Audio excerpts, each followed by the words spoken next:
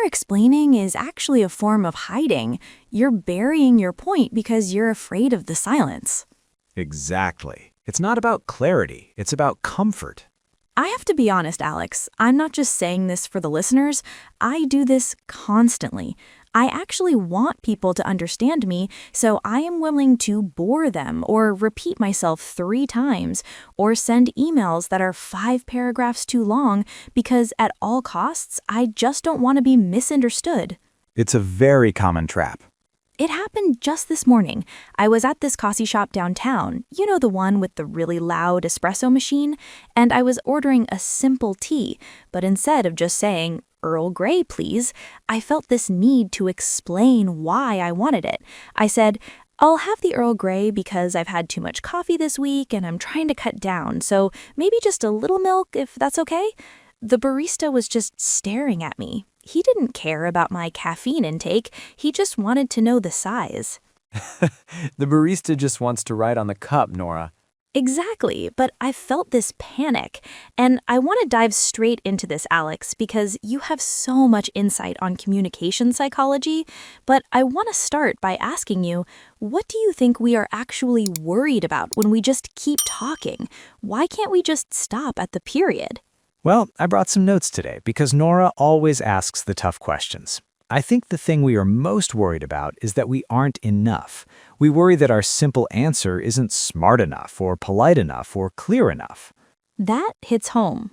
Because if you didn't care if people thought you were smart, you would just give the answer and move on. If you stop and think about one person in your professional life whose opinion you really worry about. Maybe it's a manager, maybe it's a client. Imagine if you could just send them an email with one sentence, hit send, and not worry about how they interpret it. That sounds like freedom, but it also sounds terrifying. It is, and that is what is at the heart of over-explaining. We are so desperate to be seen as competent and nice that we overperform, and in doing so, we actually confuse people. So well said. It's almost like we don't know our own value, so we try to add value with more words. But Alex, sometimes the pressure is real. Sometimes people will judge you if you're too brief.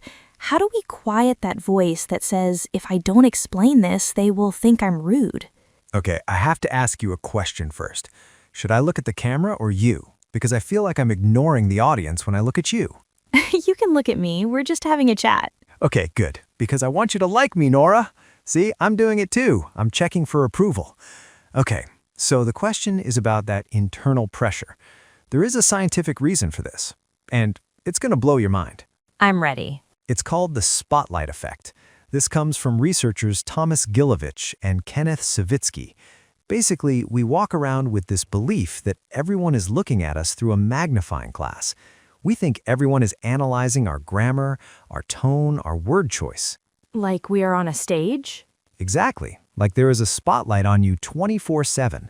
But here's the reality. Everyone else is thinking about themselves. They aren't analyzing your email for hidden meanings. They're thinking about their lunch, or their own deadline, or their sore back. So my long explanation about the tea, the barista wasn't judging me. He probably didn't even hear it. His brain filtered it out as noise. See, our brains are like phone batteries. We have limited energy. When you over-explain, you are asking the other person to use their battery to filter through your words to find the point. Wow, so I'm draining their battery? Yes. In your attempt to be nice, you're actually creating work for them. We think more words equal more clarity, but usually more words just equal more friction. Friction, that is such a good word for it. It feels sticky, it feels slow. Exactly. And this leads us to some vocabulary we need to fix this. Because if we want to stop over-explaining, we need to label what we are doing. The first word is concise. Concise. We hear that a lot in writing tips. Be concise. Right, but think of it physically. Imagine you are going on a trip. You have a small suitcase. Being concise is folding your clothes neatly so exactly what you need fits perfectly, no wasted space. Okay, I like that image. The opposite of concise is redundant. Redundant. Redundant means not needed or repetitive. If you pack 3 heavy coats for a summer trip, 2 of those coats are redundant. They are just dead weight. When you say, "I think that maybe, possibly, we could try this," The words think, maybe, and possibly are all doing the same job. They are redundant coats. Oh, I do that all the time. I layer them on top of each other because I don't want to sound bossy. Right. And that leads to the third concept, validate. In your professional life, you are often looking for the other person to validate you, to tell you that you are doing a good job. So, how does this look in a normal daily routine, not just in a meeting? Think about when you make a plan with a friend. A concise text is, let's meet at 7 p.m. A redundant text is, I was thinking maybe 7 p.m. if that works for you, but if you're busy, we can do 8 or really whenever. I'm flexible. Just let me know. I have sent that exact text. We all have. And what happens? Your friend now has to read 40 words instead of 5. You created friction. And in our careers, how does this damage us at work? It damages your authority. That's the big one. If you are redundant, you sound unsure. If you are concise, you sound like you know the plan. Even if you are guessing, saying it concisely makes people trust you more. It's scary, though, because let's meet at 7 feels blunt. It feels blunt to you because of the spotlight effect. To them, it just feels clear. Okay, so we know the vocabulary, concise, redundant, validate, but I want to go deeper into the mindset, Alex, because earlier you said something that really shocked me. You said over-explaining is actually creating work for people. Yes, I want you to think about this. Over-talking is a signal of insecurity. Ouch. I know, it hurts, but stick with me. When you keep talking after you've made your point, what are you actually doing? You are checking. You are looking at their face, waiting for a nod, waiting for a smile. You are manipulating the conversation to make yourself feel safe. So I'm not trying to help them understand. I'm trying to help myself feel calm. Precisely. You are using their time to soothe your anxiety. That completely flips the script. I always thought I was being the nice one. I thought I was being the helpful, detailed one. I know, and that's why this is a silent trap.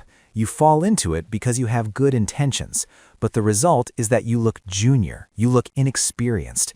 Senior leaders or confident people, they say what they need to say, and then they stop.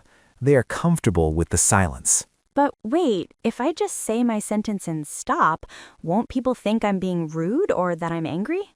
That is the fear talking. Let's look at the nuance. I'm not saying you should be a robot.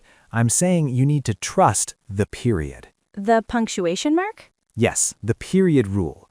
When you finish your thought, put a period on it. Physically close your mouth. Can you give us an example? Sure. Imagine you are missing a deadline. The insecure version, I'm so sorry, I don't think I'll have the report by Friday because other projects came up and I'm really trying hard, but it's just been crazy. The concise version, I won't have the report by Friday. I can get it to you by Monday morning. And then stop? And then stop. The silence after Monday morning feels so heavy. It is heavy, but that weight is authority. When you let the silence sit there, you are telling the other person, I am in control of this situation. I have a plan. You aren't asking for permission to be late, you are informing them of the new schedule. That is a power move. It is, and it's kind to them. They don't have to listen to your excuses, they just need the new date. As I'm listening to you, I'm realizing that by trying to be nice, I'm actually being exhausting. Sometimes, yes. And if I can just trust that I make sense, if I can trust that I'm clear, I save everyone time. You save them time and you save yourself stress. You don't have to replay the conversation in your head wondering if you said too much, because you didn't. You said exactly enough. I love that. Exactly enough. It's such a relief. Alex, for everyone listening who is thinking, okay, I want to try this, but I need to remember these words, what should they do? Well, the first step is to catch yourself being redundant. Catch yourself when you are packing 3 coats for a summer trip. And if you want the specific vocabulary we use today, words like concise, friction, and validate, I've put them all in a cheat sheet for you. And that's in the description below, right? It is. It has the definitions and example sentences so you can practice being concise in your next email. Perfect. Thank you so much, Alex. This has been a masterclass in silence. My pleasure. And for everyone listening, try the period rule today. Say your piece and then just stop. See you in the next episode.